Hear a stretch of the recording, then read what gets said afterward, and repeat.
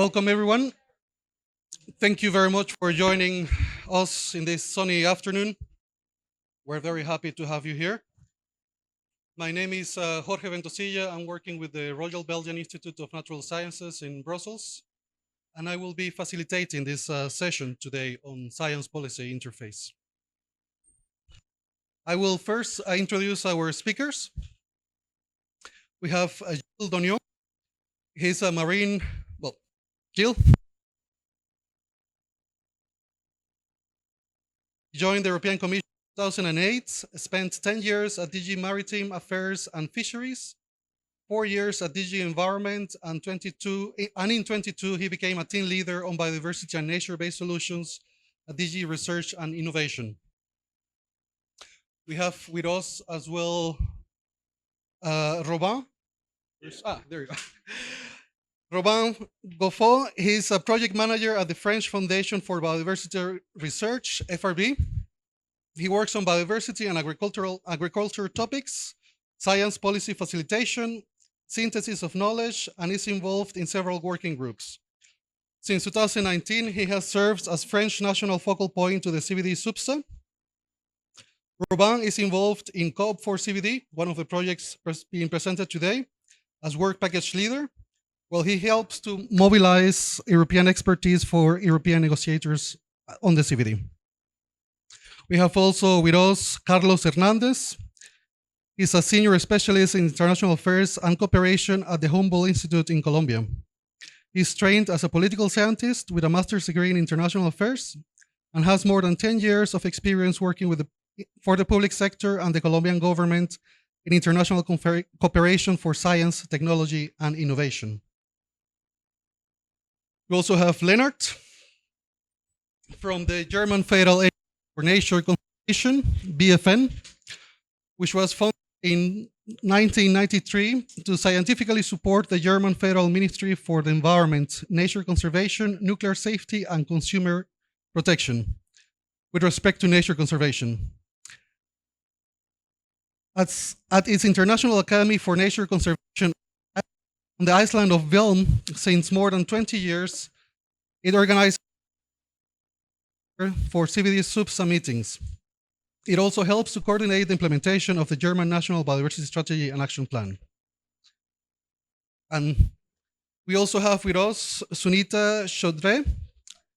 She is a biodiversity lead at ICIMOT, the International Center for Integrated Mountain Development in Nepal, where she is responsible for research, policy inputs, capacity building, and advocacy, and contributes to the interface of science, policy, and practice. She's also a member of the National Council of Environmental Protection and Climate Change Management under Nepal's Prime Minister's Office, and a lead author of the IBES Nexus Assessment. She's also a steering committee member of Mountain Biodiversity Assessment, hosted by universities of Bern and Lausanne, Switzerland. Dr. Sunita has 15 years of experience on natural resources management in Australia, Austria, and the Hindu Kush Himalaya. Her applied and interdisciplinary work focuses on human-nature interactions of terrestrial and freshwater ecosystems in the Hindu Kush Himalaya region. If we could all welcome our speakers with a applause, please. Perfect. And last but not least, he just joined us. We have David Obura. We're happy to see you. He's a founding director of Cordio East Africa, shares the intergovernmental platform on biodiversity and ecosystem services, IBES, between 2023 and 2026, and is on the Earth Commission. Cordio is a knowledge organization supporting sustainability of coral reefs and marine systems in the West Indian Ocean. David's primary research has been on coral reef resilience, biogeography, and climate change impacts. His interests are turning now towards sustainability science, pivoting around coastal, African, and societal needs and priorities in the broader sustainable development paradigm. David works from the local scale through fostering innovative action to promote sustainability, through regional scale alignment and interaction to global scales. David was co-chair of the IBES Nexus Assessment and was active in compiling science input into the Kunming-Montreal Global Biodiversity Framework. David was awarded Kenya's National Honor, Moran of the Burning Spear in 2021, and the Coral Reef Conservation Award of the International Coral Reef Society in 2022. And now I will present my colleague Constance Laurent, who will give a brief introduction. First, we'll have Jill, who will give a brief introduction on what is the importance of these projects for the European Commission. Yeah, thank you very much. So I'm coming from DG Research and Innovation, so in a way I am the bank funding the projects, and at DG Research and Innovation we fund thousands and thousands and thousands of projects. But you are very, very lucky today because we have the 4 most important ones on biodiversity for us. Let's say the 3 musketeers. I don't know which one is D'Artagnan. Maybe we can discuss that. But I will start by order of chronological order. So the first one is BioAgora. So I don't know who is involved in BioAgora. Yeah, we have some. So BioAgora started on the 1st of July 2022 and will end on the 30th of June 2027. And the main objective of this project is to set up the science service for biodiversity within the knowledge center for biodiversity, KCBD. So in a way, it's really to ensure that when there are some questions from policy DGs, KCBD is able to reply in terms of science. If not directly, they activate the science service for biodiversity, and then this service will look for the right information, the right experts.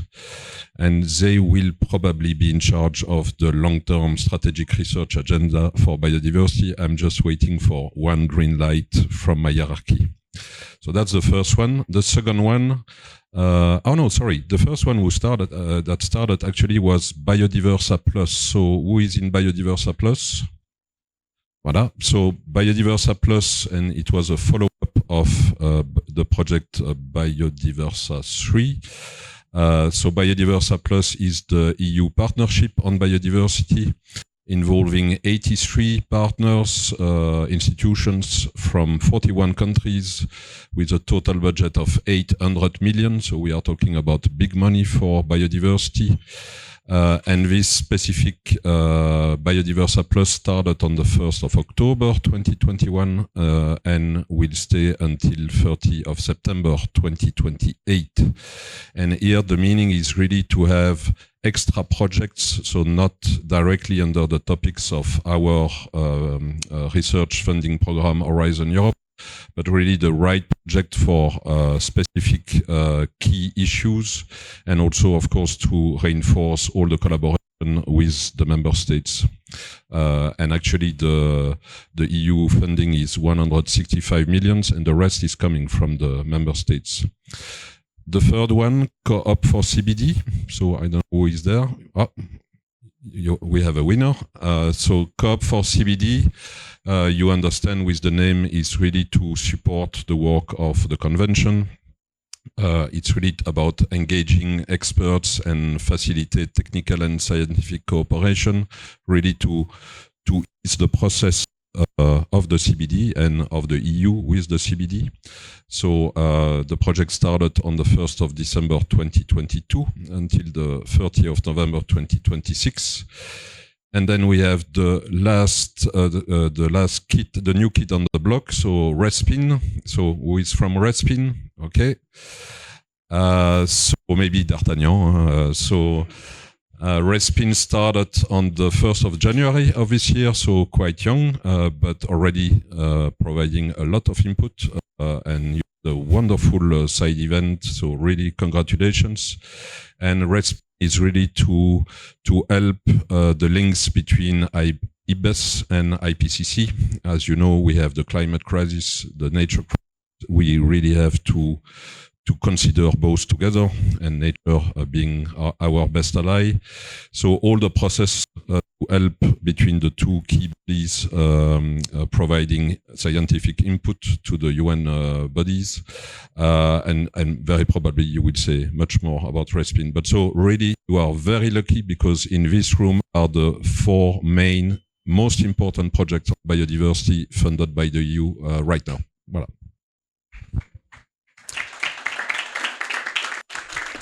Thank you very much, Gilles, with that introduction, which definitely sets the bar very high. And now, with that teaser, my colleague Constance will give a very short presentation with providing more details on the projects. Thank you very much, Jorge. Hi, everyone. Thank you, Gilles, for this introduction. I will try to make mine not too long and not to repeat too much what you said, because you gave all of the necessary information. It's totally fine. I'm going to, go there. Okay. A warm welcome to our first side event on Science Policy Interface, also called SPI. This first side event is going to be shared into 2 sessions, one on SPI landscape, and the second one on the role of this SPI on the implementation and monitoring of the KM-GBF. Okay, so you could see Gilles introducing all of the 4 projects. Don't hesitate at the end of the event to come across the person you could have identified. And to start, what are SPI? If we consider IPBES definition, environment-related SPI are organizations, initiatives, or projects that work at the boundary of science, policy, and society to enrich decision-making, shape their participants' and audiences' understandings of problems, and so produce outcomes regarding decisions and behaviors. In order to do so, however, a proactive articulation of policy needs regarding scientific information is crucial, as well as the time and resources to dedicate for the interaction in science policy interface. This will provide the basis for the knowledge holder to again refine and target the research. It is very important to underline that this interface is absolutely working both sides. It is not a one-way road, but a co-construction mechanism. And I would say this is maybe the importance of this project. After IPBES and IPCC being SPI, these are the new kind of SPI that are supporting their activities. If each of our projects intervene specifically into this framework and take place in different spots in this global ecosystem made of knowledge holders in biodiversity or climate, and then IPBES and IPCC, and then UNFCCC, CBD, if each of our projects intervene specifically into this framework and take place in different spots in this global ecosystem made of knowledge holders in biodiversity or climate, and then IPBES and IPCC, and then UNFCCC, CBD, and European Commission. So you can see where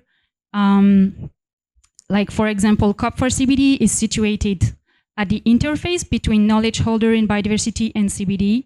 RESPIN is at the interface between knowledge holder and IPBES and IPCC. BioAgora makes the link with the needs of the European Union, and Biodiversa could be put a little everywhere, but in particular in the consolidation of the knowledge holder community. Okay, COP4CBD stands for Cooperation for the CBD that has begun 2 years ago. And maybe I will share our activities, as maybe the goals are already, like, I guess, somehow clear. So among our activities, there is expert and negotiator dialogues. There is training on the use of the clearinghouse mechanism in Bioland. There is training on technical and scientific cooperation on CBD processes. And there is production of technical briefs and outreach activities to promote engagement and involvement in the CBD. So if COP4CBD is aimed at CBD, RESPIN project is mostly aimed at other SPI, IPBES, and IPCC. You can see it down there. RESPIN is a new project which started earlier this year with the mission to strengthen synergies, policy support, and knowledge uptake of IPBES and IPCC. A lot has been done in this topic, and first steps are to analyze the experience with support and capacity building for IPBES and IPCC processes. Among activities, there is empowering knowledge holder and to create a network of IPBES and IPCC focal points in Europe and Central Asia, and also to support the creation of similar network in Latin America and Central Africa. There is also identifying processes and enabling conditions to improve the knowledge uptake. Also strengthening uptake in the science service mechanism as supported by BioAgora, producing webinars and policy briefs as an upscaling measure, and also to form strategic partnership to ensure diffusion of output projects. We mentioned BioAgora. As we could say before, formulating adequate responses to pressing challenges at the science policy interface requires effective and legitimate knowledge brokering. The overarching goal of BioAgora is the development of a fair and functional science service for biodiversity, which will facilitate the orchestration of processes and initiative at the SPI at the European level. The science service for biodiversity has three overarching functions. One, transforming the processes with and between science and policy. Two, creating and supporting active thematic networks. And at the very core, the answering request function with the subsequent evidence-based building. To answer policy requests, BioAgora is testing different knowledge brokering mechanisms, and currently the prototype of a knowledge brokering mechanism tailored to EU-funded community. Here you see the schematic overview of the mechanism. We don't have time to get into details, but this mechanism will allow for a tailored response to policy requesters within weeks or months on urgent policy relevant issues. And to finish this presentation, Biodiversa, it is the European COP-funded biodiversity partnership supporting excellent research on biodiversity with an impact for policy and society. It is part of the European Biodiversity Strategy for 2030, and it connects science, policy, and practice towards transformative change for the sustainable use and conservation of biodiversity. It currently gathers 83 research programmers and funders and environmental policy actors from 41 European and associated countries to work on 5 main objectives, as you can see in the picture. So this was a small view on the projects. I will only highlight that we will share at the end of this session some QR code on RESPIN, one of the RESPIN functions. It is a questionnaire. Maybe if you can say a small word at the end of the session about it. Okay. Thank you so much. And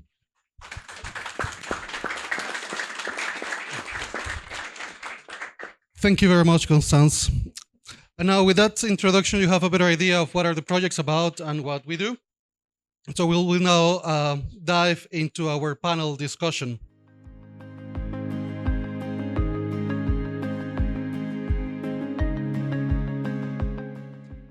And we will start with you, David. You have extensive experience with the IPBES, which is the SPI platform for biodiversity.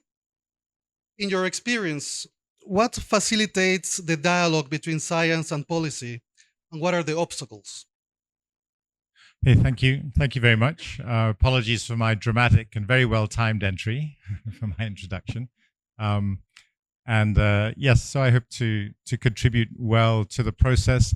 I feel a bit nervous answering this for IPBES because there are many people in the room who have a lot of experience with IPBES and will have a lot of experience also and could add to this also. So from the time that I've spent, and I participated in the IPCC IPBES workshop report as well, so I sort of had some experience of some of the challenges of interlinkages between these science policy interfaces. So what facilitates the dialogue? So I have a list of 5 key things I think here. So one is the purpose of the science policy interface. It's incredibly important for it to be clear that it's demand driven, that there is a need for it, and there's a clearly stated demand in our case from the intergovernmental processes from countries under the UN system. So that provides the mandate for the dialogue between the science and policy that happens. The second key thing is the process, because I think the SPIs integrate so many different types of communities, that there has to be process involved in that dialogue and communication. Otherwise, it can become unclear, or people may do things in parallel. And so establishing some clear ground rules for how things move forward is very important. This is the co-part of co-design in terms of bouncing back and forth, perhaps between the policy and the science in a structured way, is very important. Of course, these structures are important, but they have to be able to adapt as well and to shift according to needs that are identified. I think a key part of this process also that's very important, and I think that's sort of captured in the projects you've described here, is the supporting processes for this science policy dialogue are very important. It's very complex to undertake it.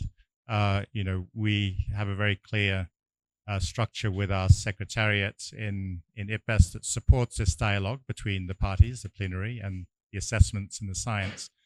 But it needs some third parties as well to be involved in that. And I think these projects that you described and some of the networks that we engage with, like CABIS, around supporting dialogue in Africa with getting policymakers to understand more about IPBES, I think helps a lot.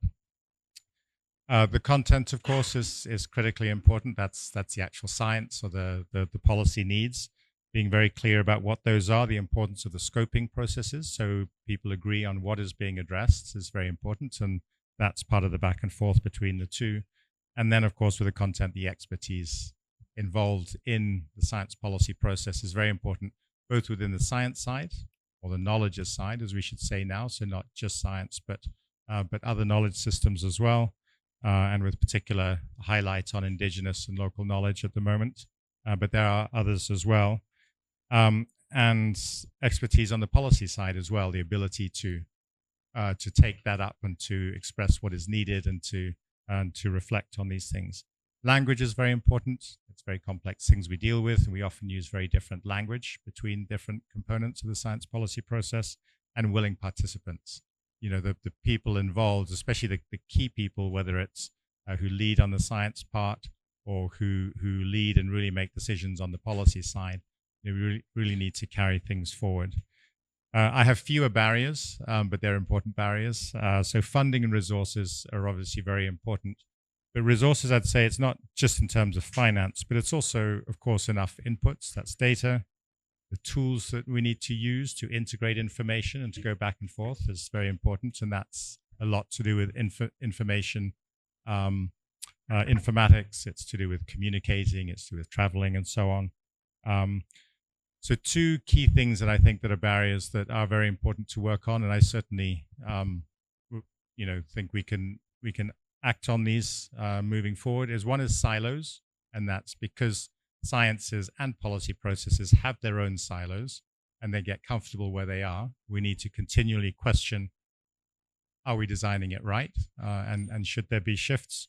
And that's the other sort of major barrier, is responsivity to the information, to the evidence, to the needs from policy side, to the science that's coming up.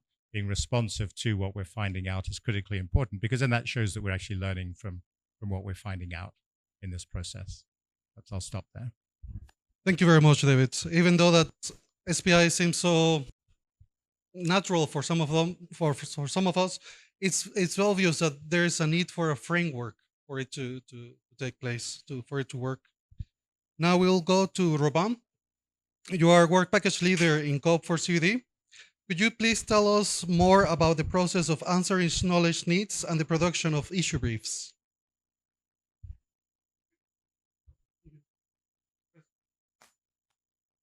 Not now.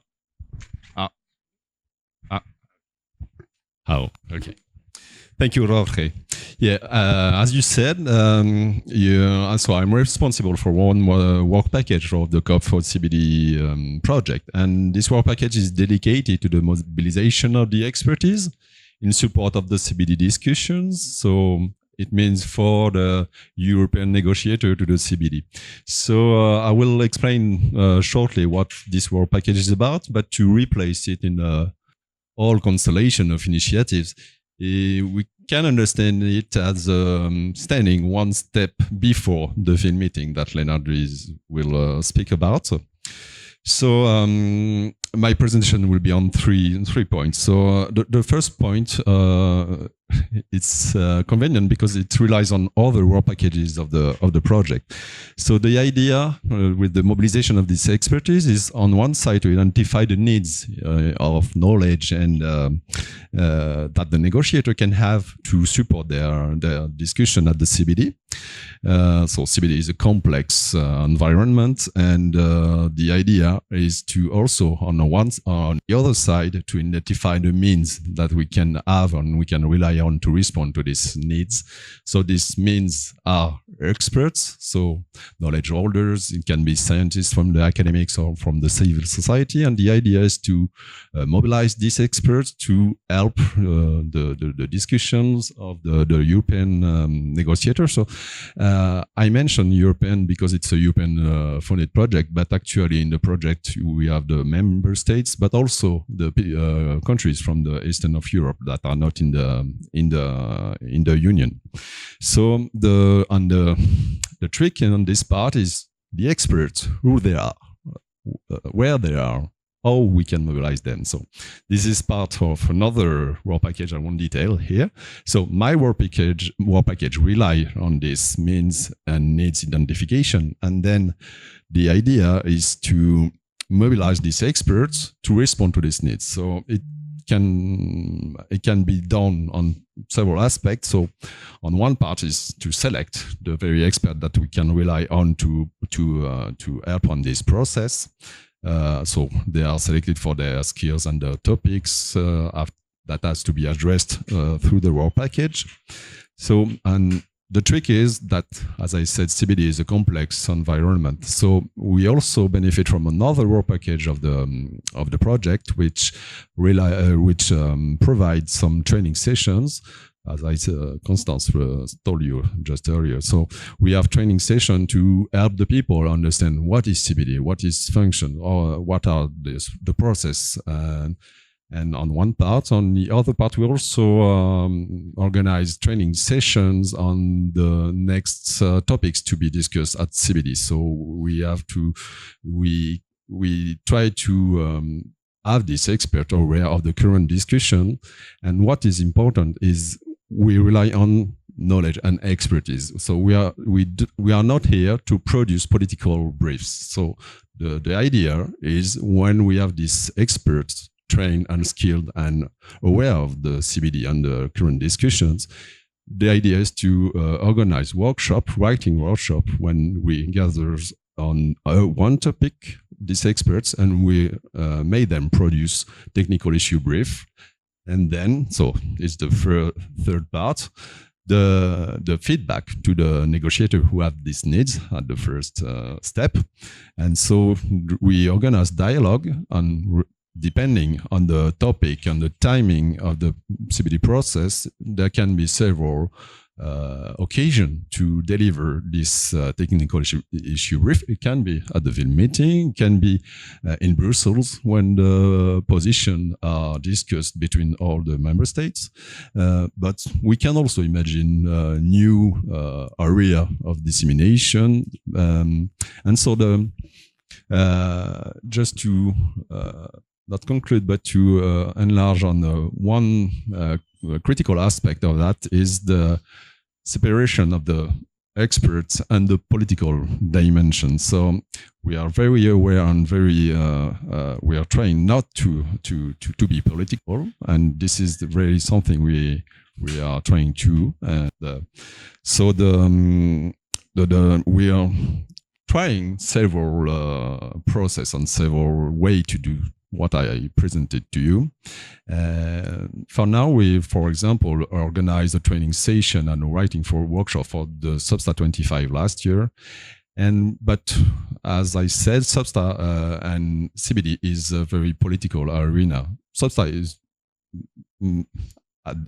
originally was to be scientific and technical, but actually it's already quite political. So we have to anticipate more and to see what are the scientific and technical work that will feed the discussion, and we have to anticipate more. So, for example, at the end of this COP16, there will be guidance asked through the decisions, new working groups, and the idea is to mobilize the expert and produce this technical brief to feed this work that then after will come to discussion at the Substa. So I think this is mainly it, and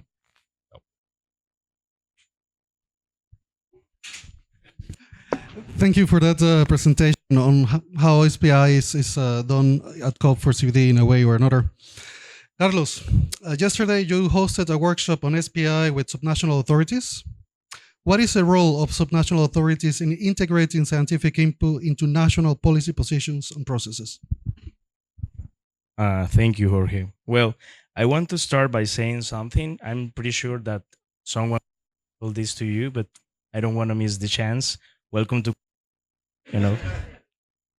we are the host right now, first time hosting a COP, so it was important for me and to this wonderful city that is Cali.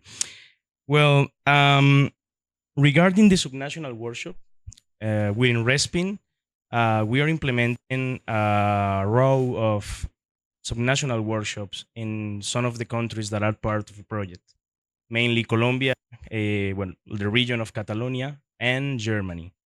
And what we want to do is to understand the complexity of the subnational environmental ecosystems. So that's what we decided to take advantage of the momentum right now in COP16 here in Cali, and to make the subnational workshop within the Valle del Cauca region, that is, the regional government, which Cali is the capital city.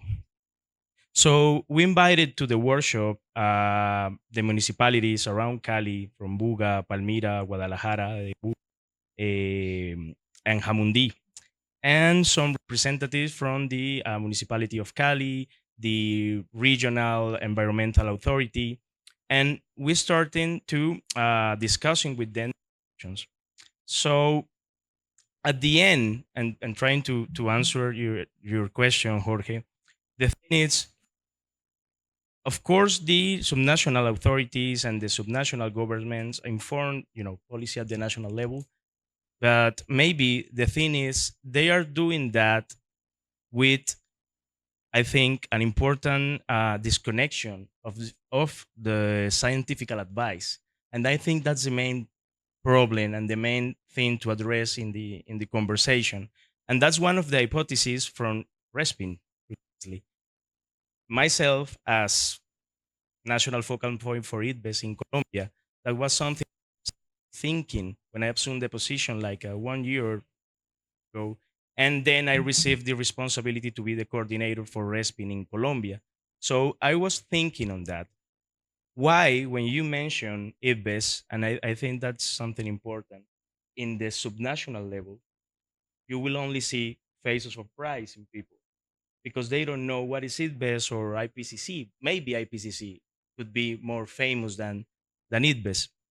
And you will find people doing their job and making policy, formulating policies, but you will not see clearly how that policies are linked to this big effort that is being implemented at the global level.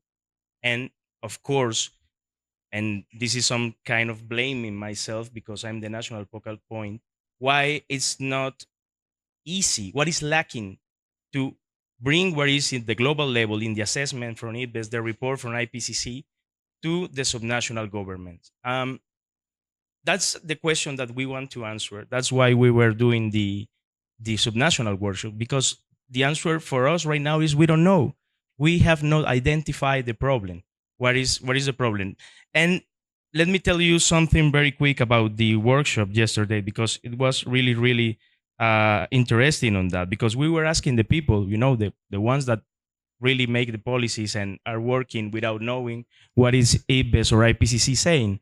And many things, well, all the discussion pointed to many points. You can find there finance reason, or just the idea that the scientific knowledge is not being translated to a language that the decision maker could use it. But one point remained in my head, and for me it was very, very interesting, and it was that IPBES and IPCC are working with future scenarios and visions, and politicians, at least in Colombia, because I only want to talk about my country, they are thinking in the short term always.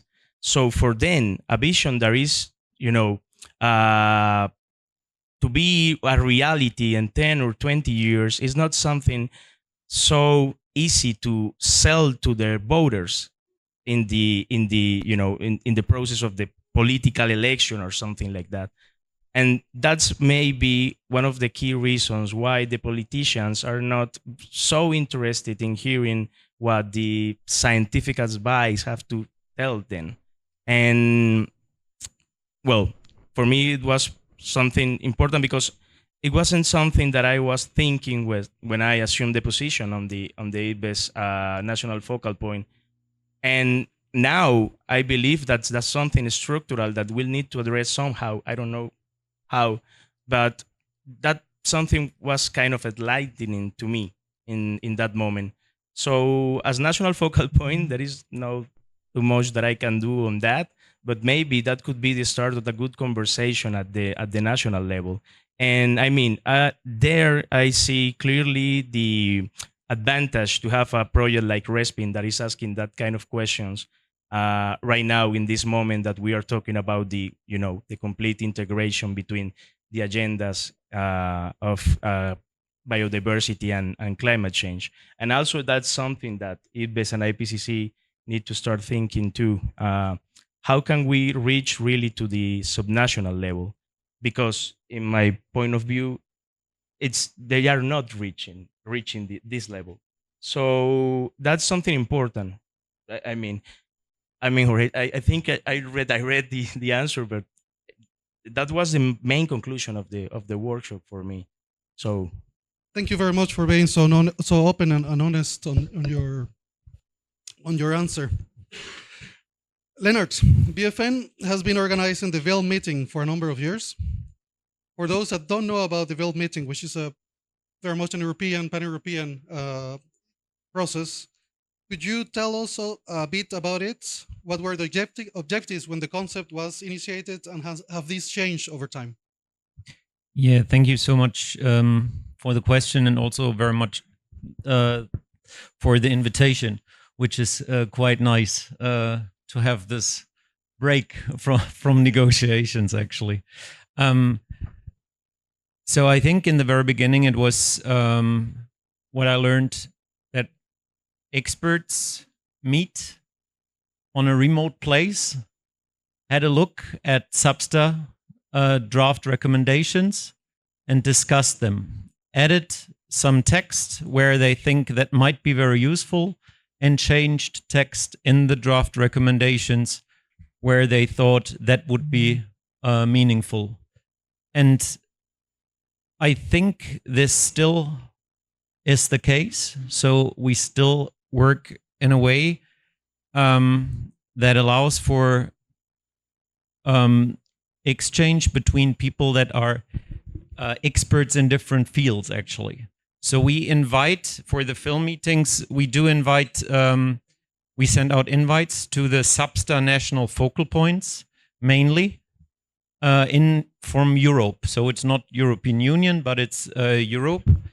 And we ask them to send 1 or 2 people from their country on the items that are experts on the items of the upcoming SBSTA.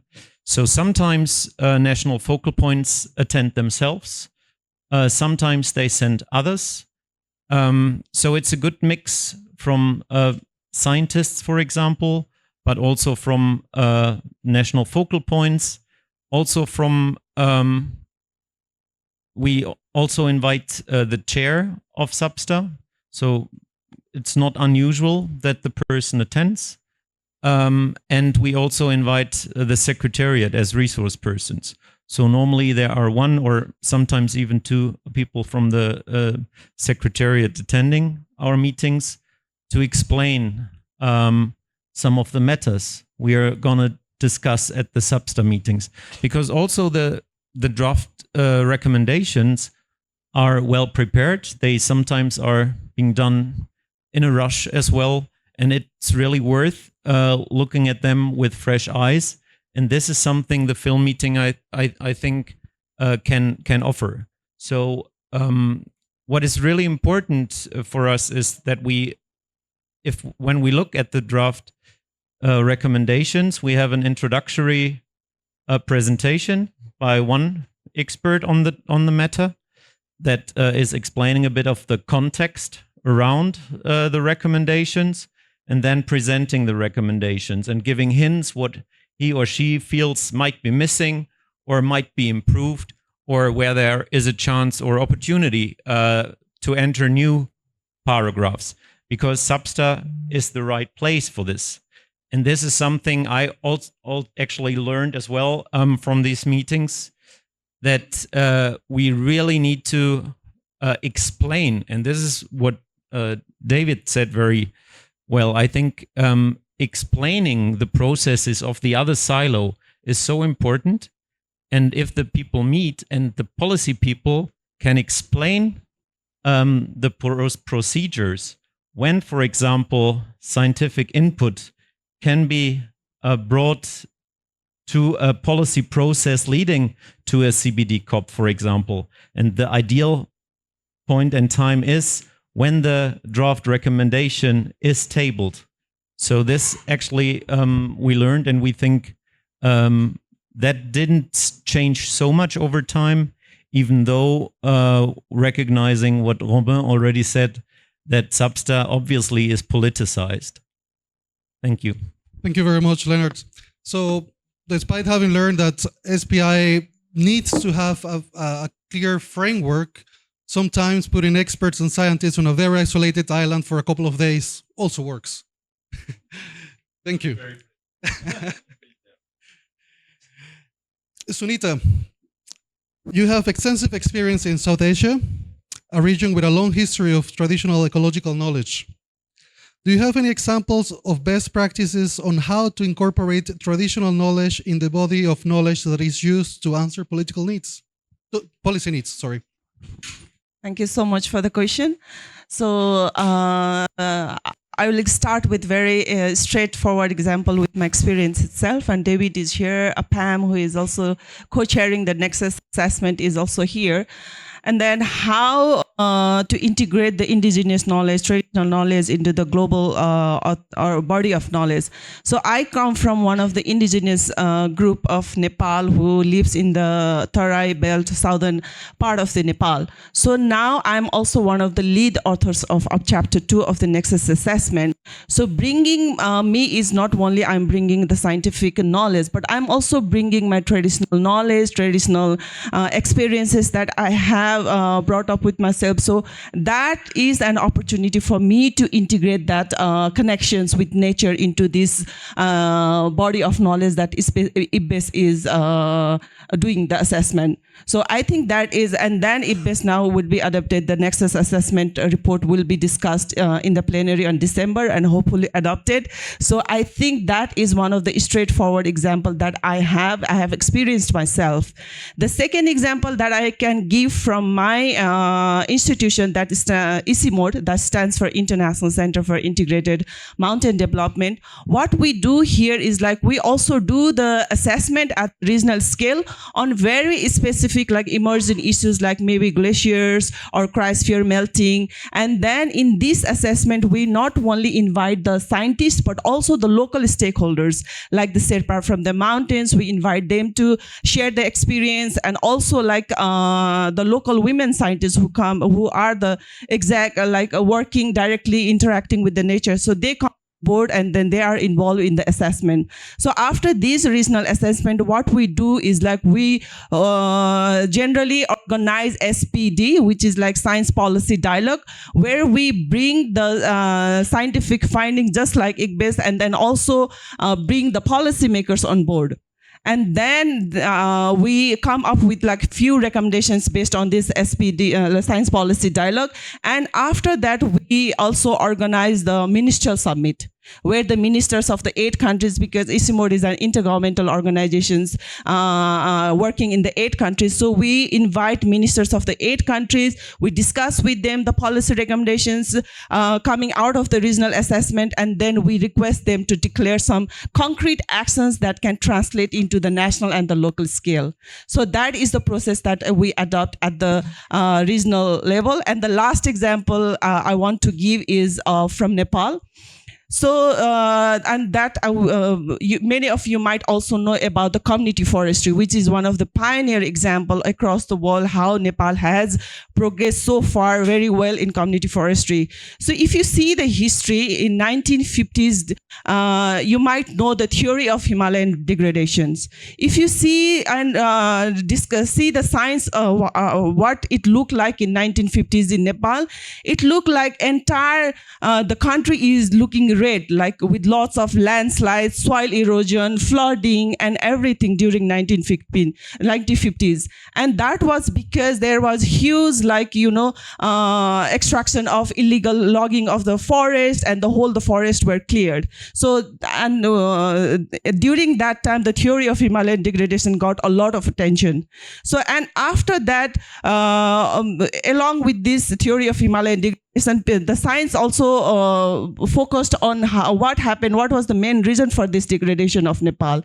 And then because of this science, the policymakers really got like, okay, what's happening with this? So then we, the government of Nepal really focused like what's happening, and then did detailed analysis. And there are a lot of like school of thoughts about different degradation, what are the factors. Then we have a policy on National Forest Act, which really recognize the traditional and the local knowledge of people that they are using, because that act really provides decentralized the forest system, management system to the local people.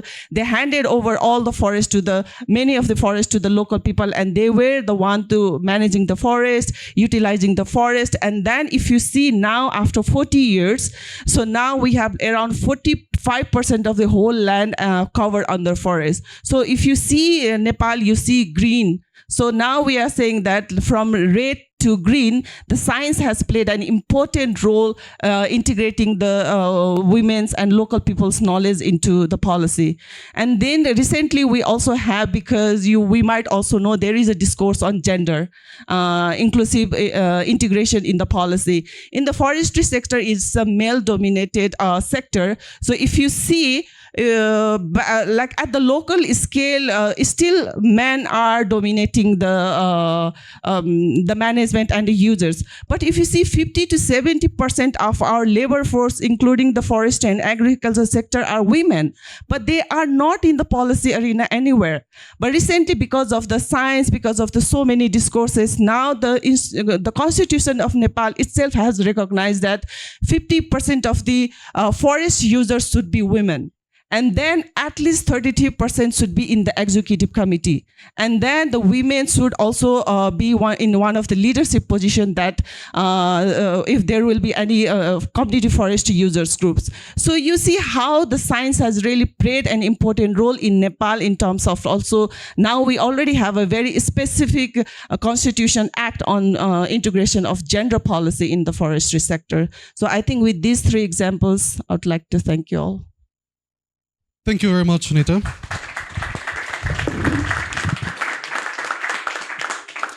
I am a bit mindful of the time. I don't want to take time off from our colleagues that are giving the next session. But I would also like to open the floor for your questions. So in case you have any questions, please raise your hands and a microphone will come to you. Not all at the same time, please.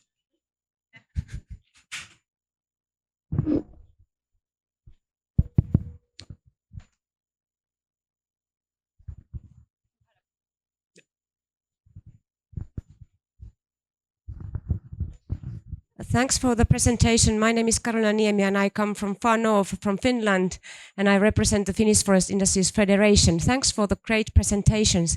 I have one question to you, Carlos. You said about this, that IPES or IPCC results don't go through the national implementation and those challenges. And yeah, you said right that it is because of policy period is much shorter, so it's only a couple of years, 4 or 5 years. But because I represent the forest industry, so I see also that or IPCC results come, they don't take into account economic and social sustainability issues. So then these results come to national policy and national implementation. So the policymakers and decision makers, they also have to take into account social aspects and economic aspects. So that is also one thing which really affects that, because it's the whole sustainability, not only ecological part, even though this is really important. So that's my comment. And how do you feel that? Well, thank you for that. And maybe I don't wanted to say that or being too hard in IPBES and IPCC, because I know the extent of what they do. And actually, I'm thinking more on, for example, if you have this assessment and reports and they only have the global level and they tell you this is how the local image is, and that's very clear and that's fine. See how you can translate it to your national context and with all the problem you have, because we will only advise you on the things related to our area of knowledge. Then you will need to include the sector if you want to have the big picture, right? In many things. But that is something that will be up to the governments at the national level to do. And let me tell you something that I try to bring every time I'm discussing this, because for Colombia was very helpful, because it was a more immersive study assessment of the Colombian reality. And it was the National Ecosystem Assessment in Colombia. That was an initiative supported by WCMC. And this particular assessment was an effort to use the IPBES methodology to the Colombian national context, but we changed many things. One of them was adding a biocultural chapter to the assessment that was trying to englobe all the consideration from the indigenous and local peoples, and even social conflicts and that kind of important things that sometimes, are left out the analysis. So at the end, my comment was more what can we do as governments to use the things that IPBES and IPCC produce with their limitations, budget limitation, etc. I mean, they do a very great job, but it was more what we can do to really use that information, translate it to the national level, and then the harder task, translate it to the sub-regional level.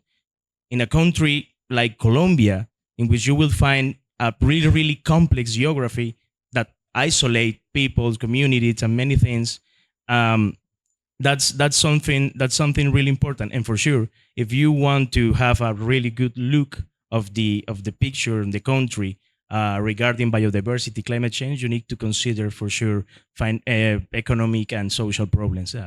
I totally agree with you.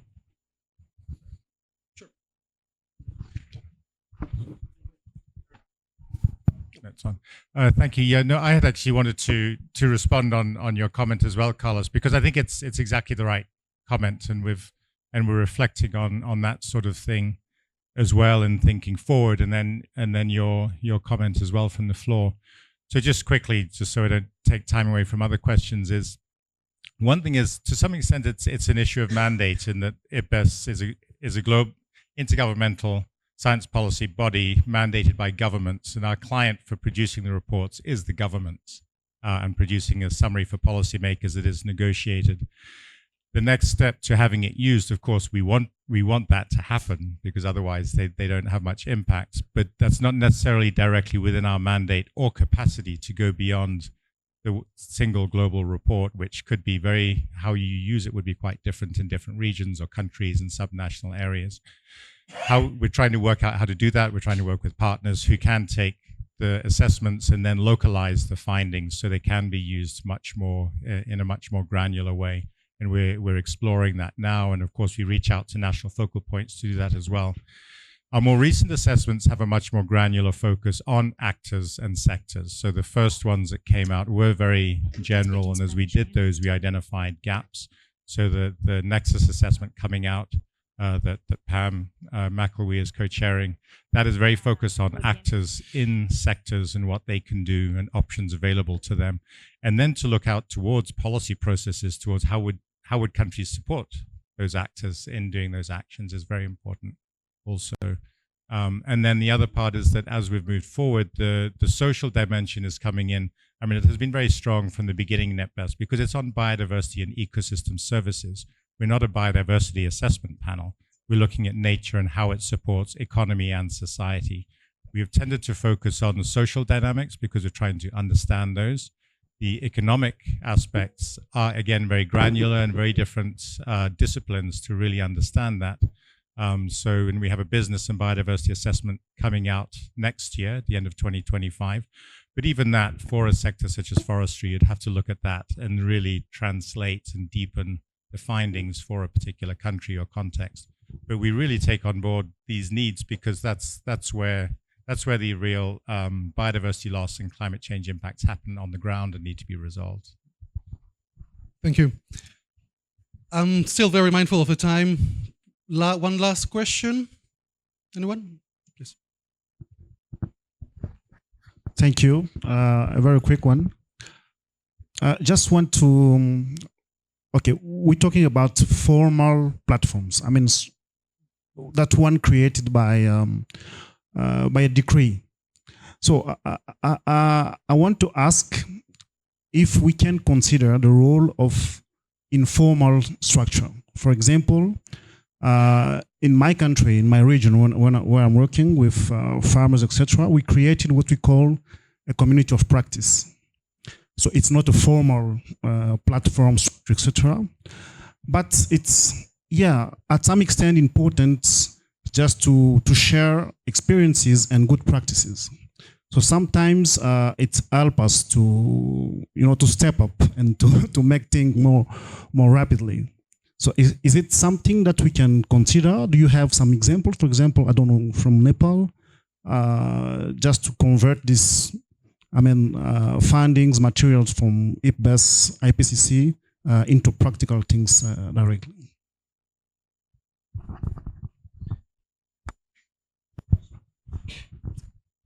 I think we don't have one straight answer, as also David said that there is a very limited responsivity from, so once we produce that policy and then when the ministers commit to some actions, we the countries are committed to make the policies, but when it comes down to translate at the local level, then there needs a lot of capacity building, sensitization, so because it's also funding.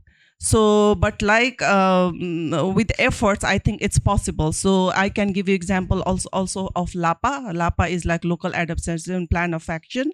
So when we prepared the LAPA for Nepal, we got the local experience from the ground. But when we are implementing this, we are implementing with the smallest unit at the village level. So with that one, I think it's very important that when we think of the local global assessment and everything, it has to translate down back to the local at the very small administrative unit of any country. Otherwise, people will not feel what's going on because it's a very complex world. And then to do that, the awareness, I would feel the funding, capacity building, it's very important. And then before implementing, it's also important to have them on board.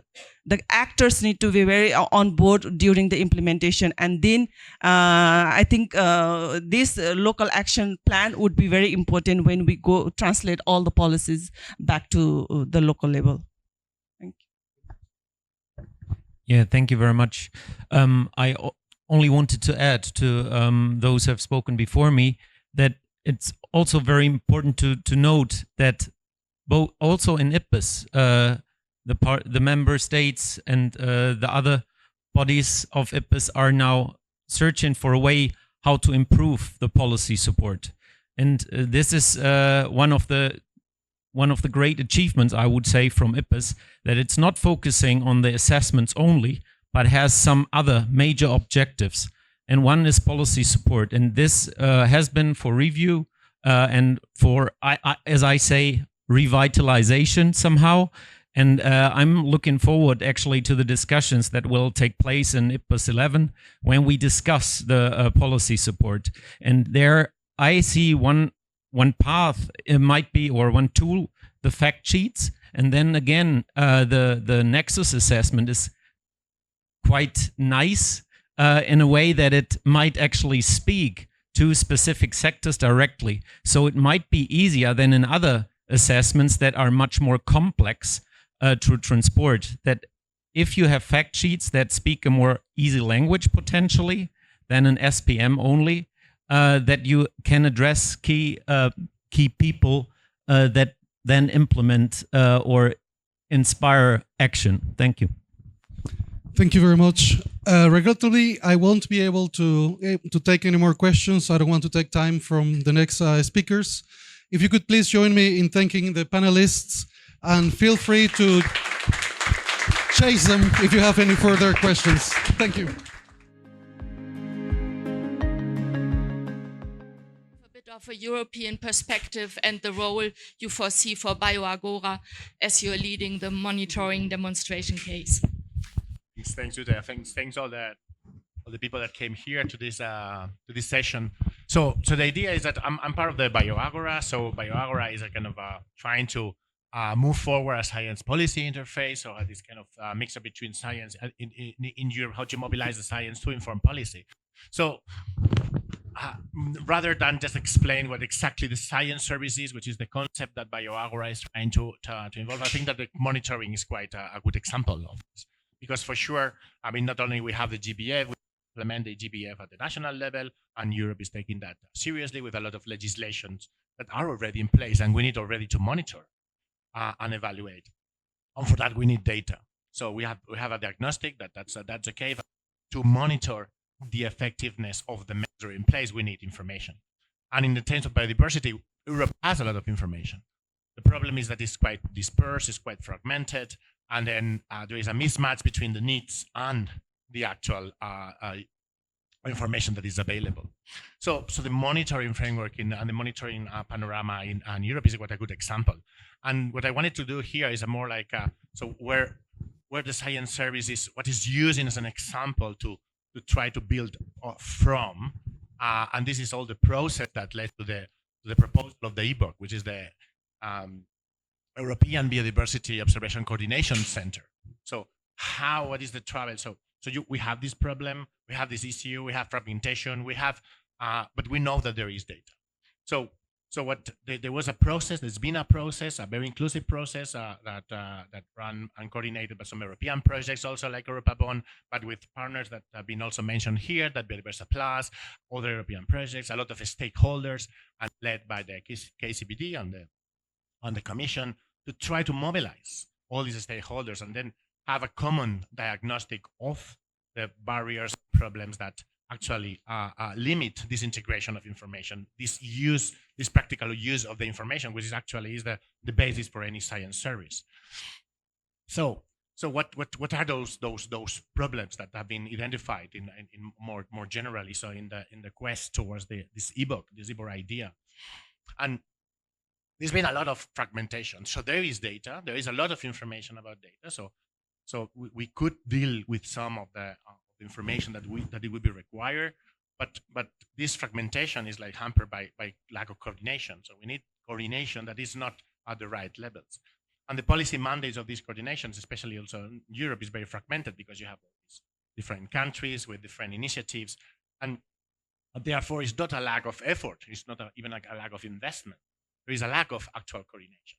So everybody knew, but all these discussions actually in a common framework, I think that is quite kind of important in terms what the science policy process is. I think this emphasis on the process is very important. Makes that all the people recognize not only the diagnostic but the needs to move forward. So therefore, there's been this kind of the diagnostic in terms of what might be needed. Also, there are gaps, of course. There are gaps in geographic gaps, taxonomic gaps, in some EBB, some essential biodiversity variables in terms of some biological elements that are not covered, that like genetic diversity. We'll hear more about later probably. Genetic diversity, we have a lot of gaps. But again, there are some effort, but there is no enough coordination to set the priorities of what is the next gap to be covered and in which geographic and taxonomic scope. So all this was analyzed in this kind of process, and then the ebook proposal has been launched. And now we have a kind of diagnostic, also shared proposal of what might be the next step. The next step is this kind of European Biodiversity, European Coordination Center that start bridging these together, and also having that kind of building a tool that it can be connected to, so that the information that it will fit the restoration law to the different needs from the Commission, it's delivered, and also can be mobilized in terms of the indicators that might be needed. But without a collective endeavor, that's going to be very difficult. So there is this kind of a challenge of addressing this filling these gaps and this enhanced coordination that actually will allow to fit into the needs of the global framework. Thanks. Thank you very much, Luis. Katie, to you, and how this is related to your work in GeoBon and to look for an ambitious standard for biodiversity monitoring. What do you think how scientific research could be utilized to support governments in enhancing their national implementation and monitoring of the GBF? Yeah, that's a very loaded and difficult question, but I think the simple answer is people and people working together. It's as easy and as hard as that. In the European level, we had Europabon at GeoBon, so I represent GeoBon, and the secretariat is based in Montreal. And what we have is we have a bit of internal structure that is kind of informally managed. So we work and operate at different levels of biodiversity observation networks. So we have national networks, we have regional networks, and we have thematic networks that specialize on particular elements of biodiversity in particular places in the world. What we see is that it's becoming so much more important that we're all working together, because we all believe in this same capacity and ability and importance for biodiversity monitoring. But what's lacking is this strong community of practice and looking at our peers and saying and knowing that we need to work together, because we're not going to achieve any of this together. So the IPBES is one mechanism, but also we can work in our local governments as well to push things like the standardization of data, like essential biodiversity variables that we have developed mostly through the work of our leads in Europabon about, what are the essential and minimal metrics of biodiversity that is necessary to understand how it's changing and why it's changing. And the standardized approach is the way we can link ourselves regionally and also across different elements of biodiversity. I can give one example, actually, like Sean Hoban is in the room. He's one of the co-leads of the Genetic Diversity Working Group. And previous to this COP, so at COP15, we did not see genetic diversity in the GBF Kunming-Montreal Global Framework, nor was it in the monitoring framework. And at the time, genetic diversity, we all know it's important. It's the foundation of species diversity, but the GBF doesn't recognize it beyond just cultivated crop species, things with economic purpose. And in order to increase the conservation of biodiversity, we need to preserve genetic diversity. So Sean and his team, they just purely voluntary work, were able to connect with national focal points, people in their countries. They actually went and just started conversations and started just with the message of the importance of genetic diversity. And lo and behold, we have a higher standard for genetic diversity at a global level, and I think we all recognize that it's truly important to conserve. Another thing, though, that an example in Canada is that we're also trying to coordinate ourselves internally at a government level. So we have different regions that and different departments that are trying to work to conserve biodiversity. But one thing that we'd like to see happen is have much more coordinated efforts within Canada. So one project that we've been invited to participate in Canada is in the James Bay lowlands. So if you look at the map of Canada, there's like this U shape, and that's the Hudson Bay, and that whole coastline is all peatland. It's an area it's bigger than Romania. I think it's bigger than Poland, and it has immense amounts of carbon, and it also has such unique biodiversity. And the government has a mandate to protect this area and create a new conservation area, dually preserving biodiversity but also conserving carbon. So this requires this also in area of indigenous territories. So you've got carbon, biodiversity, and now social and indigenous territories. So how do you coordinate all of these things? And what we've done and what I think we're learning from this is that we need to develop a framework, like what we talked about in the last session, that having a framework to unite all of these people and people working on different things is so important. So we had indigenous communities, scientists, all government officials as well, from Stats Canada, from Fisheries and Oceans, to come to a room and talk about these things. And I was in this meeting, and there was one gentleman from the indigenous community that lives there, and they don't have a word for carbon. Like they don't understand what that is. So they didn't really understand why would you want to protect it and conserve it. But really, when you explain, he came back, when we explained to him from a scientific standpoint what is carbon, he basically said, oh, that's just the earth breathing. It's just in the atmosphere, it comes and goes. So he created a new native word for carbon so that they could communicate on a local level with their local people what we're trying to do.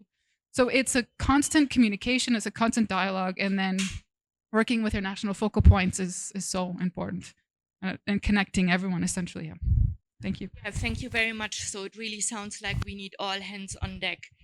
Alice, taking up on that, how would you think we could better strengthen the collaboration between governments and scientists on the national level to work better together and to help the national biodiversity monitoring systems?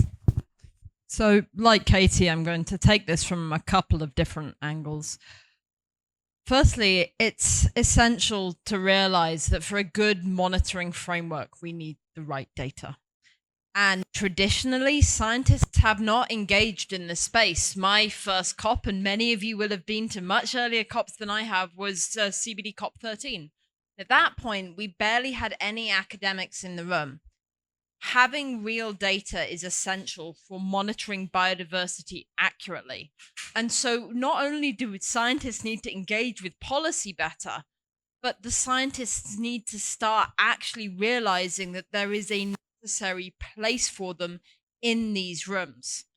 Organizations like GeoBon are there to facilitate that dialogue, to make sure that we have the data we need to take us forward towards goals. In order to develop effective, efficient, and reliable metrics for monitoring, we need to know that we have the right data. That can only be done with the engagement of scientists. So let's go back to the monitoring framework for just a moment. Many of us as scientists sitting in the room are not happy with many of the indicators that were selected. Whilst they were meant to fulfill a smart remit, many of them are not specific enough. Many of them are not time-bound, or they will not allow us to measure with granularity our movement towards targets, which really undermines our ability to move towards them in a timely manner. One of the only exceptions to that are the genetic indicators. And the reason for that is that there was an acknowledgement that we didn't have good genetic indicators within the early renditions of what the indicators look like. It's very important to realize that the CBD is meant to look at 3 levels of diversity: the diversity of ecosystems, species, and genes. And yet everyone seems to consider that genetic diversity is just going to be too hard to measure. It's complicated, it's hard to grasp. And so how do we develop an indicator that both delivers us the accuracy and the specificity of information we need to safeguard genetic diversity without being too complicated or too expensive to monitor. And so the CCG, the Coalition of Conservation Genetics, tried to find that pragmatic balance between something that would deliver us enough accuracy without scaring governments away on something that would be completely impractical to operate at a national level, because ultimately any indicator has to make sense at a national level. And that is why the headline indicator of the proportion of populations with over 500 individuals was chosen, because it's something that is relatively easy to monitor, and yet it is scientifically rigorous. The next question is, how do you get governments on board? You have a novel concept. How do you actually demonstrate to governments that this is something that is workable at the national scale? And this is why having a diverse network with members in multiple different member states is important, because they can go to their focal points, they can get that data at a national level to get proof of concept, and they can show how this can contribute to NBSAPs, to national plans. When you have governments advocating for something, that is where work goes forward, because this is a convention of the parties. That means unless you have parties championing these indicators and understanding them, nothing is going to happen. And so then we get to the COP. We've had the working group working with their focal points in the time before the COP, but then it comes to the floor. You still only have a minority of parties that know what it is. That's when it comes to not just to scientific briefings to get the scientific community on board, but developing things like policy briefs, distributing them in diverse languages, as well as going along to the contact groups and ensuring that parties have the information they need to understand that this is something that will work in their country. Ultimately, it comes down to communication and collaboration. It comes down to developing pragmatic targets that strike that balance between something that will work and will also deliver us the data. For that, we need the liaison between scientists and between parties. We need more scientists to be in rooms like these to make sure that those messages go to the people who need to hear them. The reality is that most of our indicators are not good enough. The ones that are there because of the concerted work of groups like the Coalition on Conservation Genetics. And in the years to come, using other parts of the GeoBond network, I'm also part of APBON, the Asia-Pacific Biodiversity Observation Network, to make sure that we have this data across a diversity of ecosystems and regions, as well as having representative data across species, is also going to be essential. And for those of you who want to know more about the Coalition of Conservation Genetics, they have a booth, go and talk there. They also have an event at 10 a.m. tomorrow morning in the IUCN Pavillion, so go and engage more, because we need the engagement of everyone here to take it to the next step. Thank you very much, Alice. Quickly to Gregoire, who has to leave to a competing event very soon. So I have two questions for you. If we have all this in place, how can we turn monitoring into knowledge mobilization, directly related to your being the leader of the Knowledge Center for Biodiversity? And the second question would be, how can we support member states and countries, especially those with lower resources, to implement their monitoring strategies and turn this into knowledge? Okay, I didn't spot that one. I never read questions that people are sending me before a meeting because I don't tend to not listen to my partners here. So, okay, that's the questions I have to address. Actually, it's a really, really nice discussions here. I'm actually European Commission. The Knowledge Center for Biodiversity is one of the new bodies of the Commission. And why has it been put in place? Because they really wanted to have an interface, more solid interface, a single interface with the scientific community to get support on biodiversity. And I stress it's the Knowledge Center for Biodiversity, so it's our role, my role, to make sure that biodiversity is on the table of all the policymakers. So one thing is to provide scientific evidence to questions that we can already anticipate. We already know the competition for land is there, and we will get a huge number of questions related to the different decisions that we will have to take. For this, of course, we need data. But the issue here, and I think the real issue of the discussions here, is that all these things are always project-based. I mean, we are here quite a number of projects that are around, and this has been, I think, poisoning everything for the last 20 years. And I already see quite a change in that. In the past, these projects were funded, the data were released and often lost. Documents were ending in scientific journals, and then you pass on to the next project. Here, I see a slow evolution from a continuity in projects and an institutionalization of projects. And I think this is quite a game changer. This is where the Knowledge Center can actually really help. This European Biodiversity Observation Coordination Center that we are putting on the table, it's on paper at the moment. It's a concept. We don't know what it's going to be, how it's going to be built. You have proposed a plan with EU Pavillion. It's in the hands of the Commission. It's going to be tested. But without the institutionalization, it's going to be another project that will be ending. So I think where we really need to work is making sure that there's a continuity in the dialogue between the scientific community and the policymakers. And we have started to create these rooms. BioAgora is one of these places where we help to develop the interfaces, the mechanisms for exchanges. You are already pushing for exactly the same messages, that there's really a need to create this culture. This needs to be really really carved in stone and maintained over time. It's extremely challenging. We have IPBES that has appeared, but these are again one example. So they produce a new report. If you have to start a report again in 3 years' time, there will be new researchers. We will start again over and over. So we need to create really processes, and this is where the data will be, the management of the data, the access to the data will be key. All these data sets that we use are still in the hands mainly of NGOs, of volunteers. Very little are really coming because there's a regulation forcing people to monitor certain things, and this is where we're still extremely fragile. So GeoBond, for example, is doing really a game changer in at least providing a proposal and orchestrating different actors that are key in providing the data. But without the scientific community, without the technical support, because you still need quite heavy machinery to manage that, without the mandate and without the funding, these are the 4 ingredients that you need to focus on. So everybody is always bringing one of the ingredients, but they never work together. So this is a thing where we really need to work harder as a community to make sure that this is really happening. And I think the Knowledge Center for Biodiversity is a first step in making sure that these things become more and more instrumentalized, that people are really committed for the longer term to really establish systems. It's going to be super complicated because it's like a fractal dimensions, these are national networks. The colleague from Congo there is challenged, has knowledge with the communities, as he said, so how to bring this up. We cannot put rules and laws everywhere, but we need to create this culture and making sure that this is really institutionalized, but not only in the legal text, with really as a cultural process. And this is where we have a lot of work to do. And this is, of course, where we start from, is the data, is the information. This is where it starts, of course. And this needs to be really respected and considered. And we are getting there, but not fast enough, of course.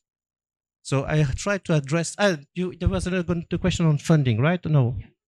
How we would support countries with lower resources. I should look at Gilles because he's funding he's the research part. No.